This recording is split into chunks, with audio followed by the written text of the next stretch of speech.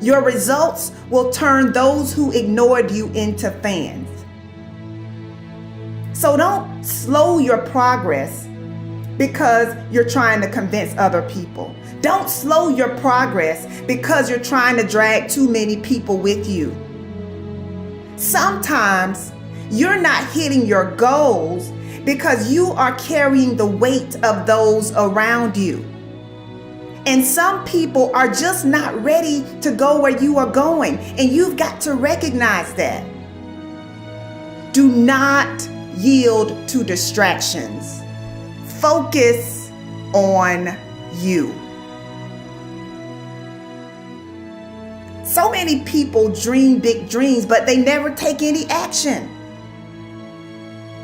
If you don't believe in yourself, you've already lost the battle. Not believing in yourself is a losing battle because either you won't try at all or you will convince yourself that you can't do it.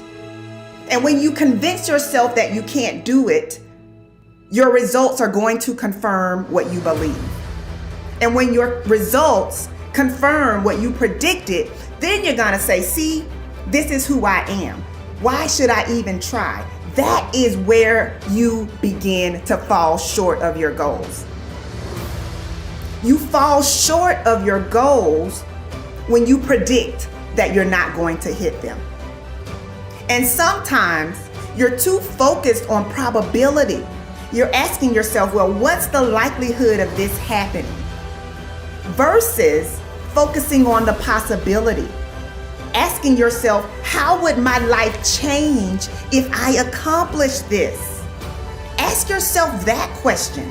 And don't wait on approval from anyone outside of you. And don't feel bad because you feel like no one is cheering for you. No, you've got to decide that you are your biggest fan. You've got to decide that you're going to finish what you started if you don't have one person supporting you. If nobody acknowledges you, acknowledge yourself. If nobody supports you, support yourself. You achieve your goals only when you are disciplined enough to keep showing up when you don't feel like it. So don't just talk about what you want to happen. Commit to making things happen. Be an action taker. And recognize that you don't have to be jealous of anyone. You don't have to compare yourself to anyone because you have the ability to create the life you want. So how about this? How about you try comparing yourself to the person you were 30 days ago? Over the last 30 days, have you learned and implemented something new? Are you mentally and emotionally stronger than you were 30 days ago? Have you stressed yourself or have you pursued comfort? These are the types of questions that you should be asking yourself. Why? Because winning requires focus. Winning requires intention. It's not enough to just do physical strength training. Physical strength training is not enough. You also have to train your mind to handle stressful situations. You also have to increase your capacity to handle rejection and disappointment. Why? Because when you train your mind to be strong, you are less likely to quit when you encounter resistance. So what do you believe about you? How do you talk to you about you? Take a moment to think about what you've been saying to yourself about yourself. The good news is that your mind will believe whatever you tell it. So make sure that you are speaking your desires and not your fears. You get to choose how your mind serves you. You get to choose whether or not you will pursue peace or toss and turn at night because you're not seeing the results that you desire to see. Everyone is given 24 hours per day. Some people are super productive, while others are not productive at all. Some people set boundaries, while others allow distractions to slow them down. If you only remember one thing that I shared, I want you to remember the importance of valuing every moment that you are gifted. For many years, I didn't realize how valuable my time was. In fact, during my battle with depression, I would use every free moment that I had to myself to cry.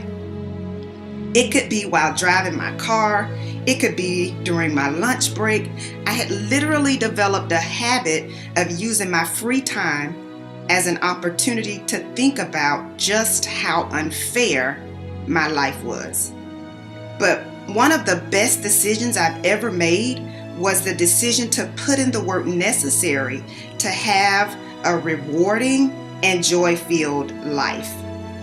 After years of overwhelming sadness, I finally realized that I had been wasting time that I could never get back.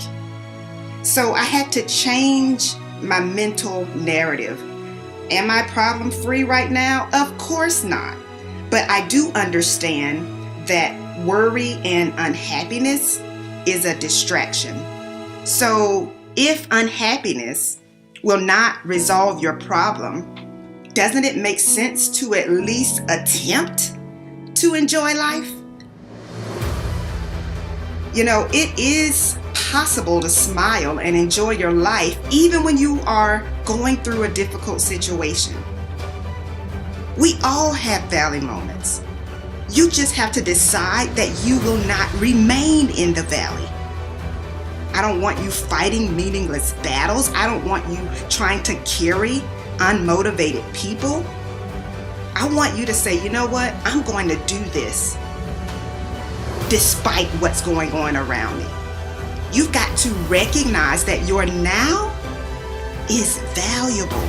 You've got to recognize that your now is critical to your success. So I have one last question for you. How will you use the gift of now?